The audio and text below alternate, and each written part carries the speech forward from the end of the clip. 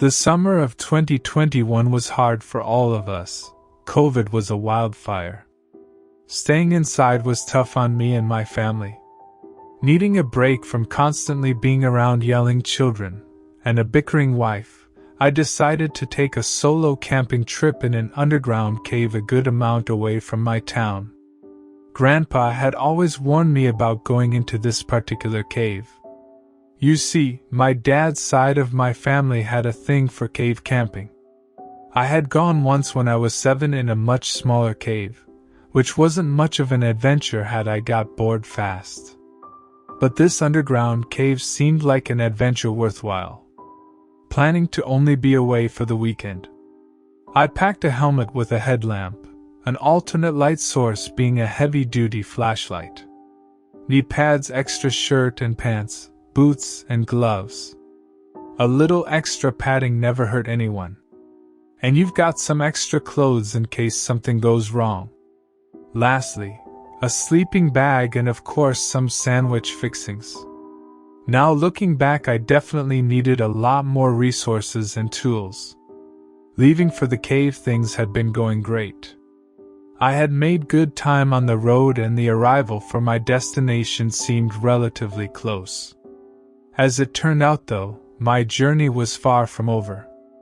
After filling up the car with fuel, I headed back on the road only to find that I was now further away than when I started. The next course of hours consisted of more driving and retracing my steps.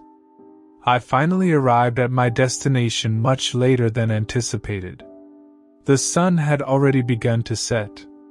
Saving the little daylight I had left, I opened the passenger side door and retrieved my pack out of my car, putting the straps onto my back, then making the short hike to the entrance that I felt a reduced sense of security while moving the brush around to clear my way.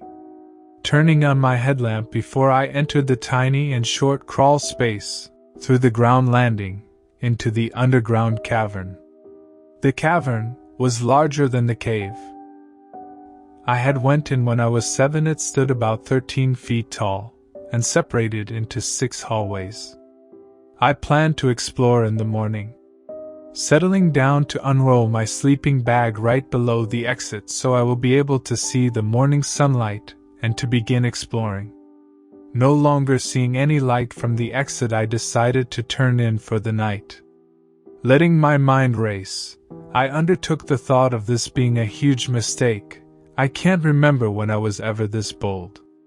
Usually I'm too scared to even try to go inside a haunted house for Halloween, let alone into a dark cave full of God knows what.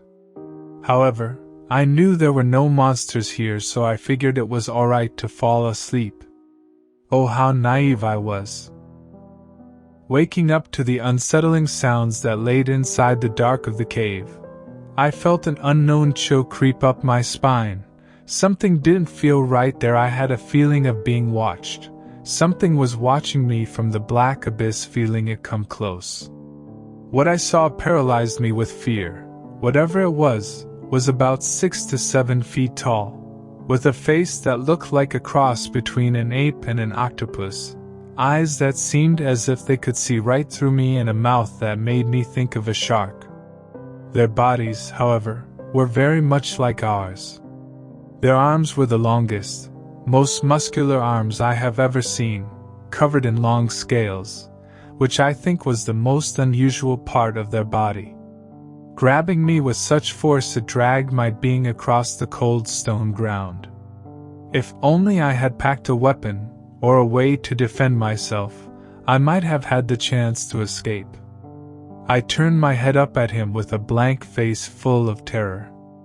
I would never have the courage to attack, because he somehow knew that there is nothing I can do or could do even with a weapon. That soon I would become a prisoner of his environment, of nature itself. Looking at me as though I were a bug. The scales are more prominent from a closer view. There is a slight bend in the middle of each arm and a small ridge on their chest. Being carried by this great stranger, I had no will to try to escape his grasp. I couldn't see where I was being taken. All I knew was that I was much deeper into the earth. The air there began to feel thin and damp. Soon after noticing this, I felt a gust of wind, before the pain of a sharp stone against my body. Trying to overcome the sudden bolt of pain through my body, the ground beneath me shook, rising stone bars in an oval caging around me. Now trapped without any of my gear, I lost all hope for returning home anytime soon. Accepting this fate as my own, a voice from the dark echoed in my ears. "What is the true weight of a human life?" blurted with a male tone. Hesitant to respond, I utter, "Who? Who's asking?" "Oh, my apologies, the name's Seth," replies the man who claims the name of Seth. Sitting up in more aggravated pain, I stingily say, "I'm Finn, and to the answer of your question, well, quite frankly, after what I just endured, life weighs nothing. Flynn, I have been here in the same situation as you, for what feels like months, yet I haven't given up on a hunt for freedom. You just got here and you hadn't made an effort to even shake those bars." I had no words. He was correct. After all, I hadn't even tried to fight back. Disturbing my thoughts, Seth spoke.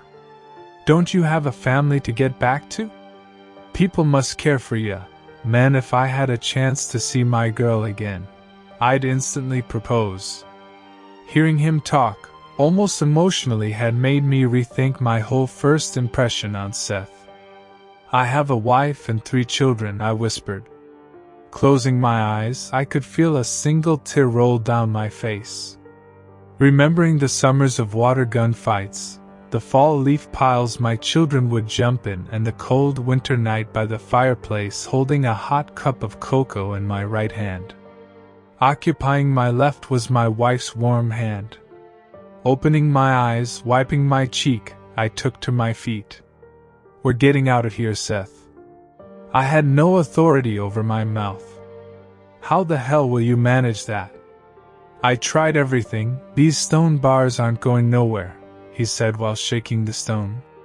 "And even if he did get out, Balthazar will kill us first," I quickly respond. "Balthazar? Oh yeah, the big one that brought you here. That's what I've named him." Balthazar was one of those 3 wise men in the Bible who visited the infant Jesus. His name meant God protect the king, so he's like the main guard, I questioned. "From what I've seen, I'm pretty sure," Seth answered, feeling around the floor of my containment. I find a somewhat sharp stone I remember falling on. I start to grind it against one of the thinner feeling bars. I continue this, still my hand blisters, and I hear a crack of the bar, feeling confident enough it would break with a charge. Stepping all the way back, I charged with my whole body, hitting the bar. It breaks enough for me to get through. Calling out for Seth in the dark to find his cage, I began repeating my method till I'd break him free as well. "We're getting the absolute F out of here," Seth words confidently. I ramble with, "I believe my pack was to the left of the cave passage. If we can get there, we can find a way out." Seth nods in agreement. Moving inside, the pitch blackness of the cave leading the way for Seth, I feel the space getting more opened, meaning we're getting close to the cavern where I had been unwillingly adopted into being a prisoner. Hearing movement on the path ahead, I stop in my tracks. The sudden stop in the dark had made Seth run into me. What Seth calls Balthazar was going through my items. I knew this because the reptile creature was turning my flashlight on and off again. "New plan," I said, turning to Seth. "Use the light to find the exit. Walk with our hand on the cold rock wall." We quietly search for an opening. While feeling around, I finally find a tunnel higher up in the cave wall. I climb up the steep rock wall into the light of day. Standing up, remembering Seth, I put a hand through the skinny tunnel, gesturing for Seth to come up. I peek inside looking for Seth. He's nowhere to be seen till I look at the flashlight below, lighting up Seth being yanked and thrown by the scaly thing. I had been too infatuated with getting home. I hadn't realized he was being a human fish bait. "Go home, Finn," he shouts, echoing off the walls of the still cavern. I do as he says. I couldn't let his sacrifice be for nothing. Running to my car, I trip over an uplifted tree root. Holding back tears for Seth, I got back up and rushed to my car, seeing the keys still in the passenger side door, where I had last used them to unlock it from my pack. Feeling stupid for leaving them there, yet grateful, I pulled them out, getting onto my driver's seat. I set off for home. Like the trip to the cave, it went smoothly, except for the traumatic thoughts and images I couldn't get to leave my mind. Arriving at my driveway, not bothering to turn the car off, I faced my wife in shambles. Multiple therapy sessions and medications later, it's now early 2023. I had to write this to remind myself the weight of a human life does not have a direct single answer. It's an ever-growing future. The decisions we make every day are a reflection of our values that impact our individual lives. Wait.